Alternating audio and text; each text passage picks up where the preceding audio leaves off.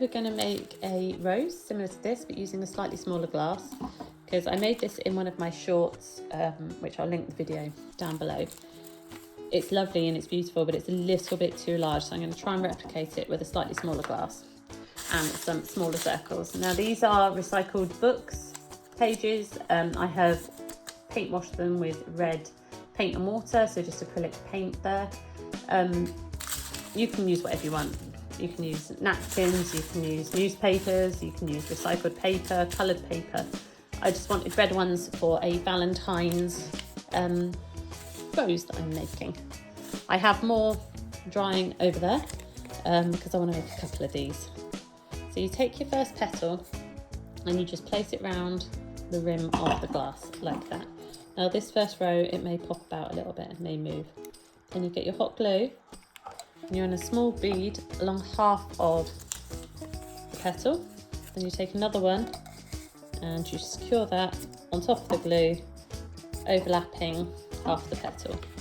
And then doing the same again, bead of glue. It's another petal, overlap it half and place it on the glass. And then you just move your way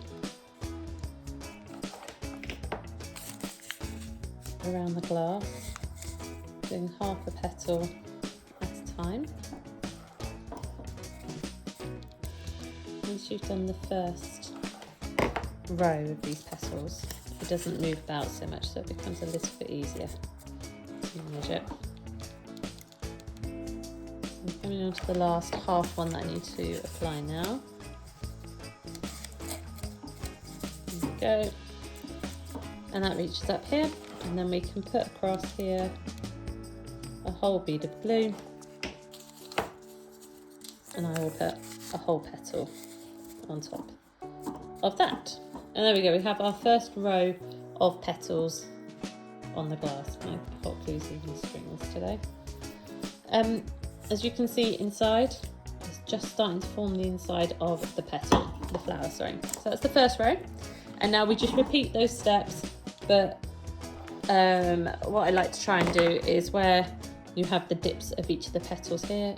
So you've got the curve and then the dip, curve and then dip. And then I'll try and cover over.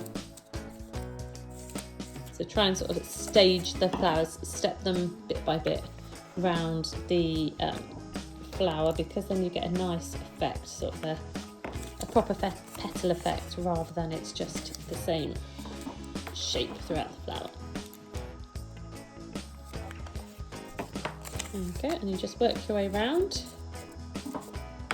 bit by bit.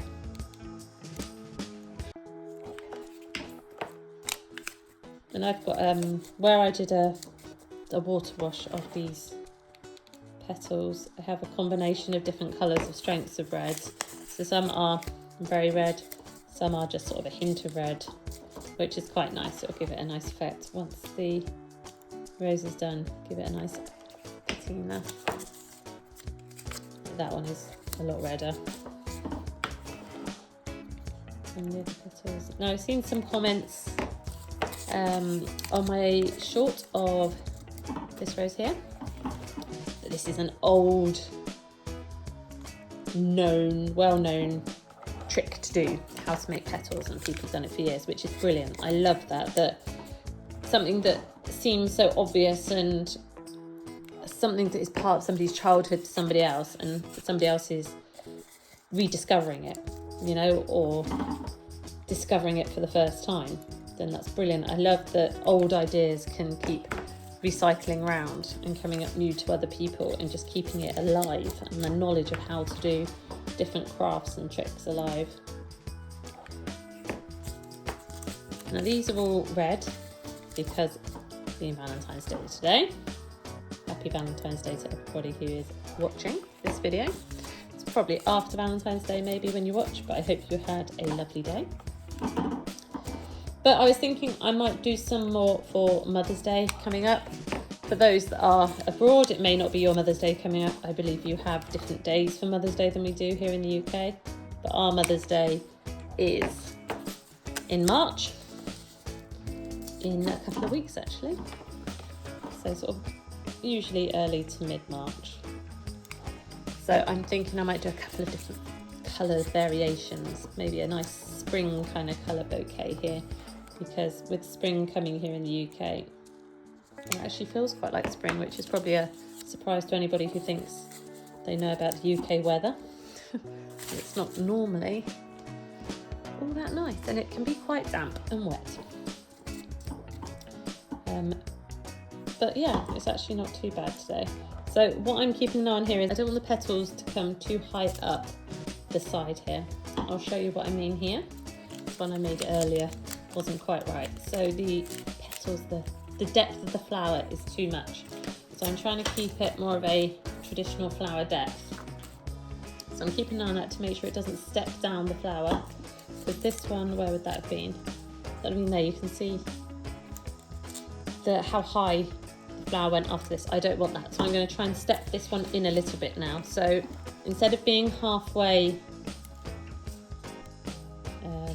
half and half inside and outside the glass, I'm going to bring it more inside the glass to close up that centre circle, to give that the centre of a flower effect.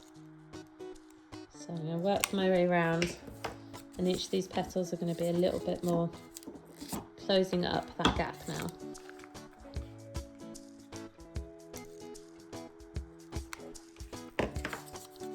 A little bit more just to add to the edge of that, because what I'm hoping to be able to do with these is, I think I said earlier, is to make maybe like a bouquet kind of effect with these flowers. And I need a flat base at the base of these flowers to be able to stick something to it. So like a bamboo. Have I got one here? I have. Like a bamboo stick, like a kebab skewer, or whatever you want to call it. And you can stick that to the base here. Potentially add some page green leaves. So colour some leaves in, cut them out, colour them green.